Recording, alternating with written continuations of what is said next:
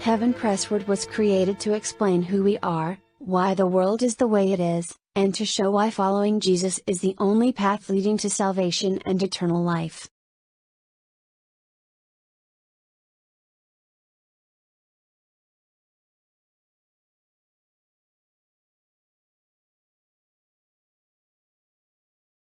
In 1965, scientists identified the first human coronavirus. It was associated with the common cold and flu. The coronavirus family, named for their crown-like appearance, currently includes 36 viruses. Within that group, there are 4 common viruses that have been causing infection in humans for more than 60 years. In addition, 3 pandemic coronaviruses that can infect humans, SARS, MERS, and now, SARS-CoV-2. The first known reference to the SARS severe acute respiratory syndrome, which cause infections in both humans and animals, dates to 2002, when the Chinese Ministry of Health announced the mysterious outbreak of an atypical pneumonia in the Guangdong province of southern China, infecting 8,098 people and killing 774.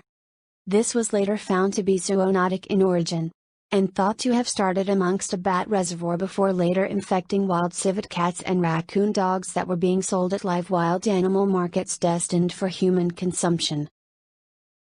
In 2012, MERS-CoV, known as Middle East Respiratory Syndrome coronavirus, was discovered in Saudi Arabia, before also spreading globally, resulting in 2,506 confirmed cases and killing 862 people worldwide. This also started as a zoonotic virus, shown to move from camels to humans, thought to have initially emerged from bats as well. The name of the newly identified coronavirus, which we became familiar with the terminology, COVID-19, is SARS-CoV-2, short for Severe Acute Respiratory Syndrome Coronavirus 2. The complex of symptoms that form the diagnosis of COVID-19 include fever, cough, chest pain, and shortness of breath.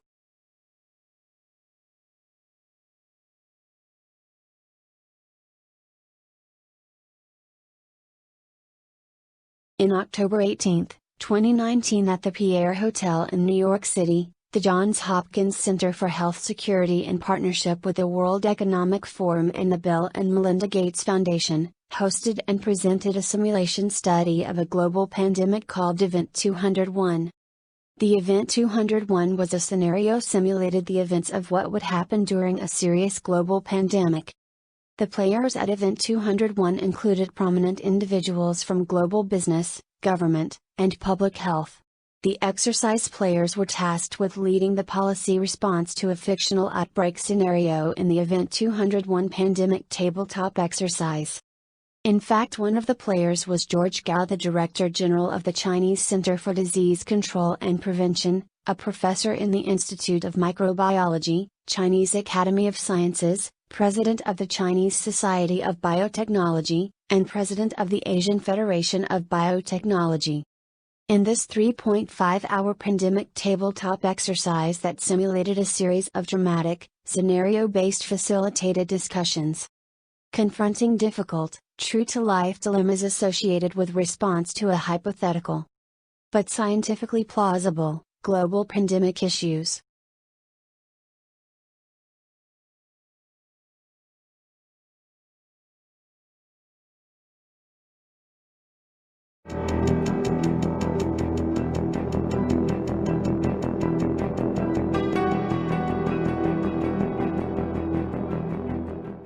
It began in healthy-looking pigs, months, perhaps years ago. A new coronavirus spread silently within herds. Gradually, farmers started getting sick. Infected people got a respiratory illness with symptoms ranging from mild flu-like signs to severe pneumonia. The sickest required intensive care, many died. Experts agree, unless it is quickly controlled, it could lead to a severe pandemic, an outbreak that circles the globe and affects people everywhere.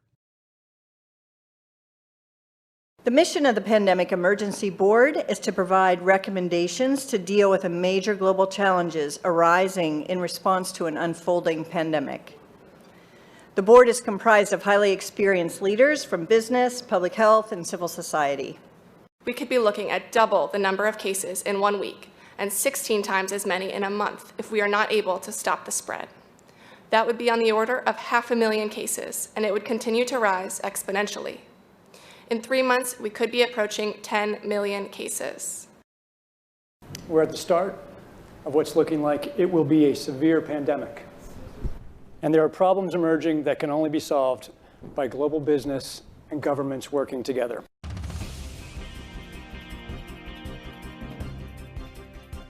We have known about caps-like viruses in animals and people for decades, but have not been successful at developing a licensed vaccine. And sure, there are new technologies that may help, but it's going to be difficult. I am not optimistic about having a vaccine in time to be relevant during this pandemic. So the policy crisis in question for this board in this meeting is this: how should governments, business, and international organizations allocate and distribute pandemic antivirals and medical supplies to the people who need them most? What we've seen work very well in the HIV field is, in fact, procurement through the Global Fund. So having a centralized mechanism, so financially able to procure on behalf of affected countries would be critical. I think the second thing is it's going to be very important that for the business sector, for manufacturers of antivirals, that we have clarity around what the need is and where the need is and who are making the decisions. I think that given that the countries most affected are those that are low and middle income countries with unequal access to technology, to finances, the UN has a worldwide footprint, universally recognized, and universal membership. A global stockpile would certainly help ensure more rational and strategic allocation, but the reality is that we don't have the logistics capability, even within the UN, to bring that together in one place and run it. So this is where I think a collaboration between the international organizations like the World Health Organization and the private sector, which runs these supply chains for many purposes every day, understand where the supplies are, make smart decisions about how to allocate them to the people who need them in the places that need them the most, and then work with the industry to move those supplies from where they are today to where they need to be. Just to underscore the point that cooperation among supply chain providers or businesses that have huge supply chains can add a lot of efficiency to the whole process. The question is, can you, through this international mechanism, really promote commitments to doing this as quickly as possible and give people a sense that actually if they contribute more, that they will have a better chance of protecting their own populations and their country's security and health. So to be completely clear, most of this production would already be committed in contracts. Yes. It is almost unheard of that people are producing product without having a forward commitment for the consumption of that product. So the first thing that needs to be done, because this is not something that the countries currently control, unless countries are going to bring about emergency situations and co-opt an existing supply chain. I think it's not likely, I agree, that countries are not going to buy a countermeasure to put into a global supply without retaining a large portion of it for themselves.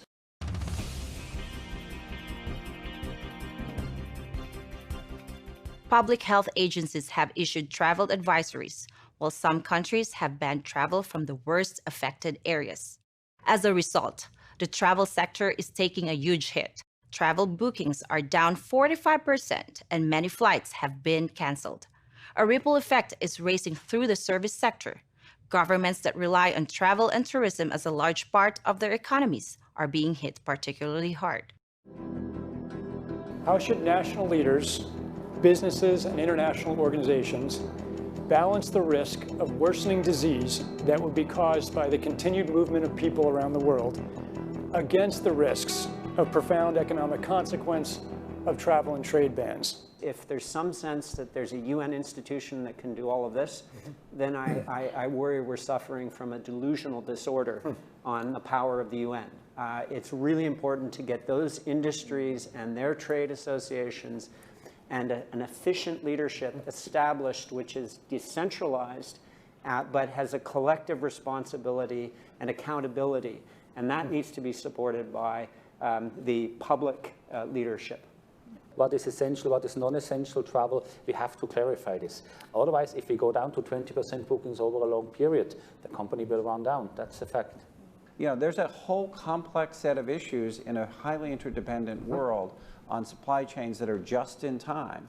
We need to think about how much flex there is in that just-in-time supply chain system and make sure it keeps running. I think it's going to take specificity, and it's going to take knowledge that only the private sector has. The UN can play an important coordinating facilitation role, but the companies know where those commodities are, where they move, how to move them, and that's where a type of public-private collaboration that we have not generally had in these crises needs to be put together pretty quickly. We are not out of money yet, but the fact is we are trending in a dangerous direction and something needs to change. So the policy question for this board now is, how should financial resources be prioritized? Are there nodes that we cannot allow to fail? What is your sense of priorities? We don't have money to pay for all of these urgent problems. So at the moment, we want the fund, right? You need the money. So where's the money? So government kind of supplies some money. A lot of, private sectors, some are sitting here, you have some money.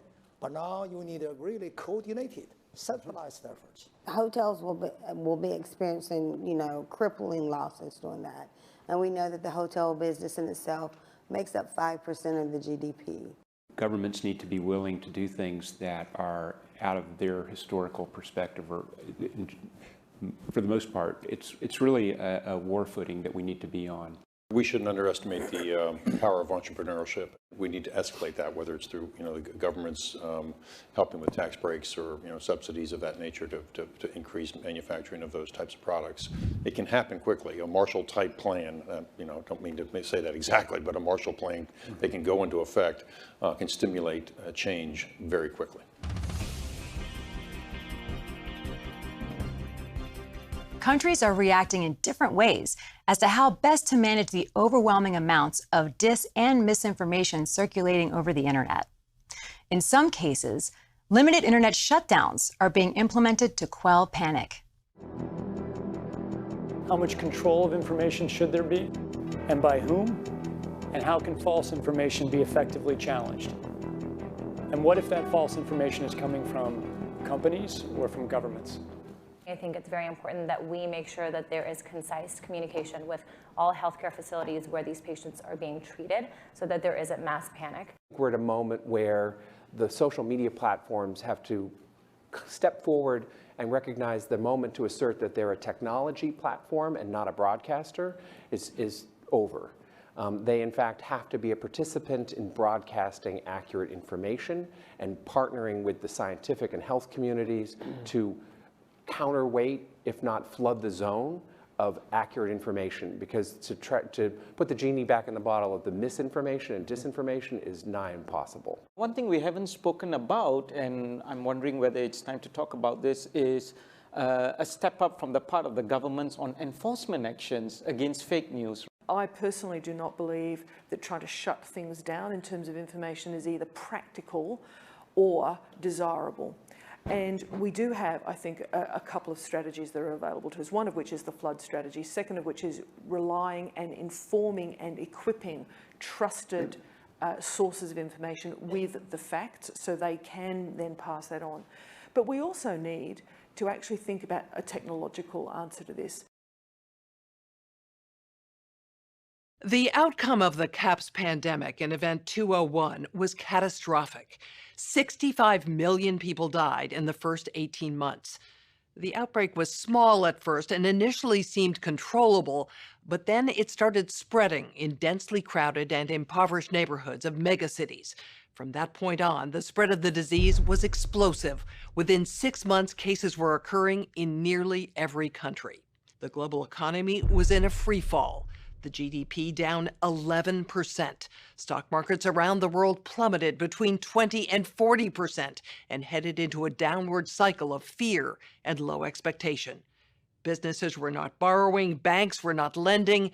Everyone was just hoping to hunker down and weather the storm. Economists say the economic turmoil caused by such a pandemic will last for years, perhaps a decade. The societal impacts, the loss of faith in government, the distrust of news, and the breakdown of social cohesion could last even longer. We have to ask, did this need to be so bad?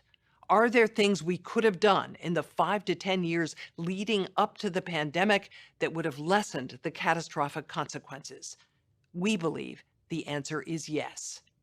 So, are we as a global community now finally ready to do the hard work needed to prepare for the next pandemic?